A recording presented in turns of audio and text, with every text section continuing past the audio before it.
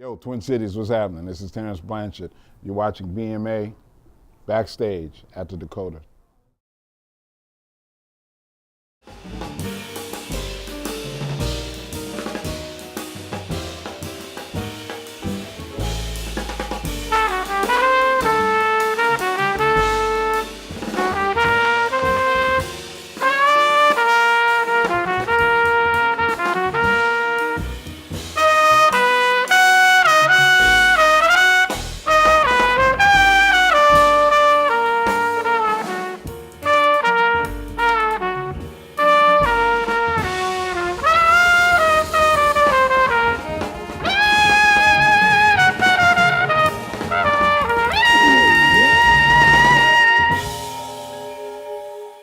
The way my career started, I feel very blessed because, I couldn't have been in better hands. I started out playing with Lionel Hampton first. While I was still in college, what happened was I got to school early and the band director who was playing with Lionel took me on a gig because I didn't have any housing, man, and then I wound up getting a gig. And then after that, I started playing with Art Blakey, played with him for 4 years, and I got a chance to learn a lot. The main thing about both of those experiences was that I was a young guy. I was 19 years old when I joined Art Blakey's band. I was 18 years old when I was in Lionel Hampton's band. And the main thing that I did was I kept my eyes and my ears open because I watched and I listened to everybody that I met. When I was with Art Blakey, I got a chance to meet all of my heroes, Dizzy Gillespie, Miles Davis, Woody Shaw, Freddie Hubbard. I got a chance to meet them all. And they were all very helpful in helping me to develop my talent, mainly through me just watching them and observing and asking a question here or there, but never trying to impose my musical beliefs because I was still formulating those beliefs at a very early age.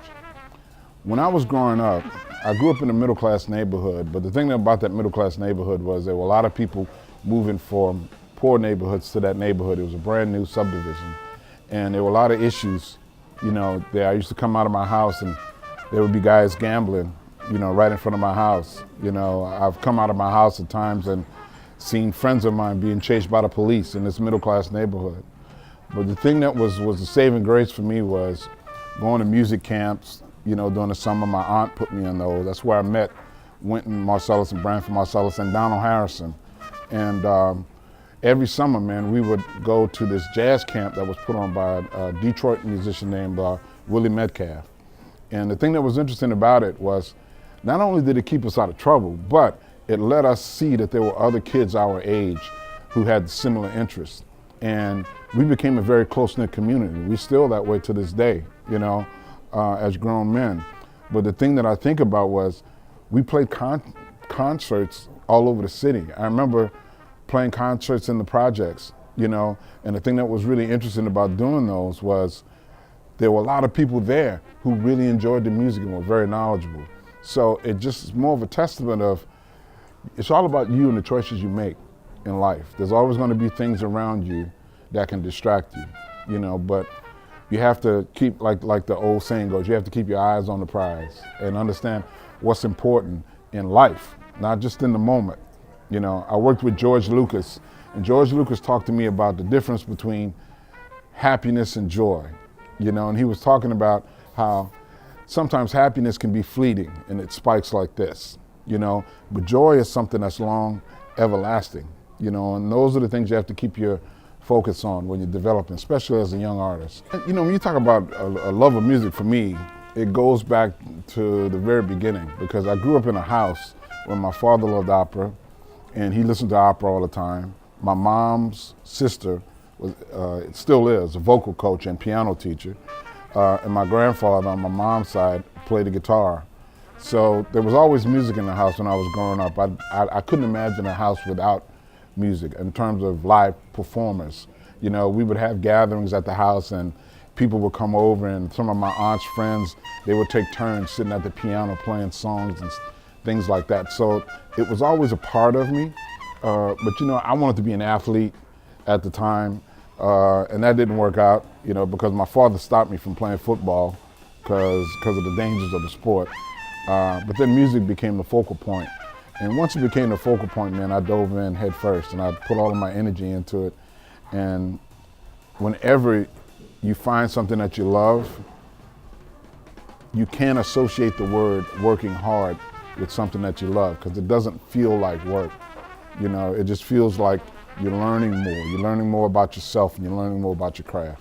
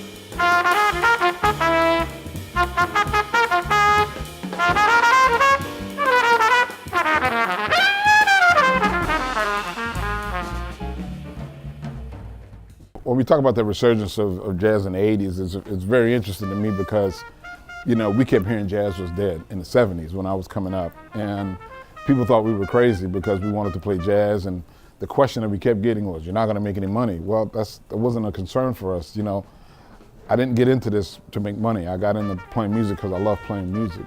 And being in New Orleans was the perfect place for that, because there were so many musicians there that nobody around the world will ever know.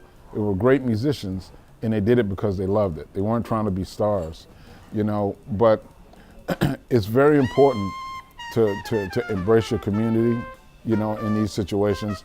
You know, a community like New Orleans was perfect for me, but when I got to New York, man, I started seeing guys from all over the country, you know, who had similar experiences, you know, in their neighborhoods. For me, it's really all about, once you make a decision in life and you commit yourself to that decision, you'll be surprised the doors that start to open for you that you can't see right now. But if you stay passionate, you know, and you stay vigilant, things can happen for you in your life. You know the thing about Louis Armstrong, man? Me and Whitney had a very similar experience about Louis. You know, when we were kids, we couldn't separate socially what we were seeing, you know, in terms of Hello Dolly and some of that stuff with Louis Armstrong, you know, separate that from the early recordings. You know, so we kind of pushed him aside for a little bit early in my development. But the funny thing about it is, really, he was always there, because you cannot find a New Orleans trumpet player who grew up playing in brass bands, grew up playing in jazz bands in New Orleans, who hasn't been directly influenced by Louis Armstrong, whether they know it or not. That's the funny thing. That's the power of Louis Armstrong. And when I became an older guy and I started playing with Art Blakey, who I thought was like the renegade, who I thought was the guy who was, you know, on the cutting edge, he started talking to me about Louis Armstrong. And I never forget, I went, what? Who?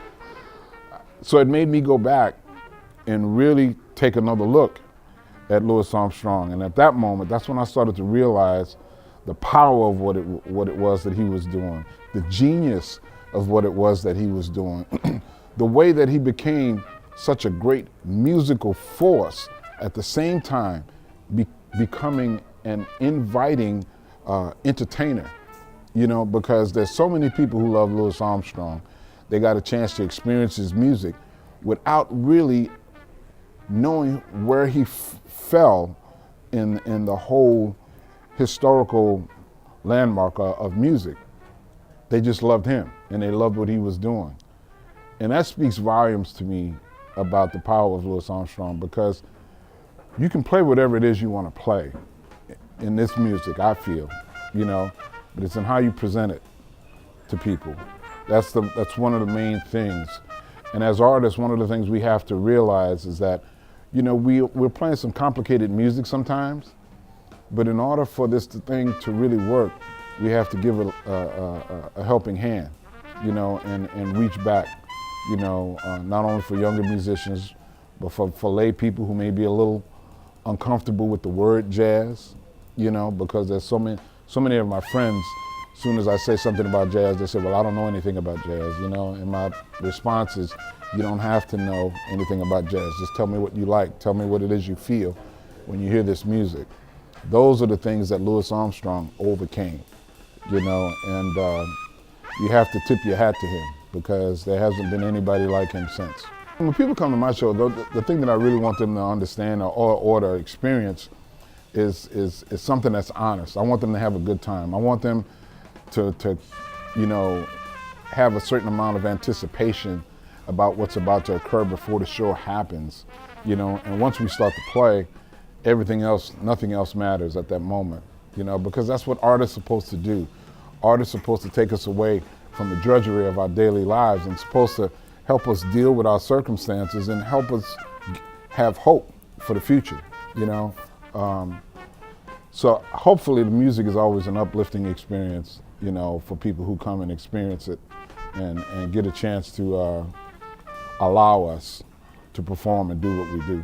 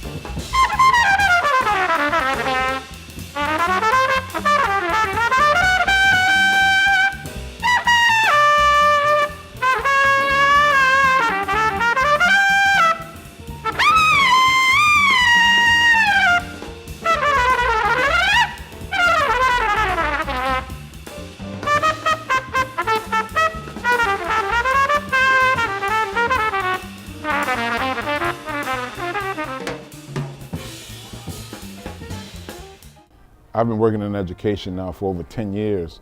And the thing that's like really interesting about it, it all started because, you know, I started having conversations with young musicians about Art Blakey, Freddie Hubbard, and Woody Shaw, not realizing that those kids never met those guys, that they never had the experience of hearing them play live. And at that moment, I started to realize there's a changing of the guard. So somebody has to come by and help continue to foster this talent in this business. And I took it upon myself to get involved. And I started with the Monk Institute, and now I'm at the Henry Mancini Institute at the University of Miami. And it's a very rewarding but also very important thing, because, you know, as I'm sharing my experiences with these students, they're opening my eyes to a lot of different things. When I'm giving them the tools that they need to learn how to become great composers, great performers, I see what they do with certain little snippets of ideas and how they blow them up. And it sends, you know, a wave of excitement across my mind about what I can do with my music. So it's a win-win situation for everybody involved. And I've been loving that aspect of my career since I started, you know, over 10 years ago. I've done so many interesting things. I feel very blessed to have had those experiences. The latest one was I was just commissioned to write an opera for the very first time for Opera Theater St. Louis. And I chose the topic of a fighter, because I'm a big fight fan, Emil Griffith. He was a fighter in the 60s. He was a welterweight champion, and he fought a guy named Benny Perret. He fought him 3 times. They both each won a fight, and in his third fight, Benny Perret was trying to gain an advantage psychologically over Emil in a press conference. You know, everybody knew that Emil was gay, but nobody talked about it in public. And in the press conference, Benny kind of outed Emil at the press conference, and Emil was shocked and obviously embarrassed and upset. So when it came to the fight, the night before the fight, man, he had a premonition that something wrong was going to happen, and he tried to get out of the fight. Obviously, he couldn't. While in the fight, Benny Perret had the style where he would take a bunch of punches just to try to throw one. And Emil caught him in the corner, hit him 17 times in about 7 seconds, and knocked him out, won the fight. But Benny fell into a coma. 10 days later, he died. Emil's life took a tailspin, went into a lot of different bad places. But once he wrote his biography, you know, he was actually beaten up too, coming out of a gay bar. But when he wrote his biography, he says something in the biography, and this is the reason why I wanted to write the opera. He said, "I killed a man and the world forgave me." He said, "But yet I love the man and the world wants to kill me." And I thought that was a very profound statement. So I enlisted the help of Michael Christopher, Pulitzer Prize winning writer, to write the libretto. Jim Robinson, who's won countless number of awards in the world of opera, to direct. Great performers: Denise Graves, Arthur Woodley, Aubrey Ellicott, Robert Orth.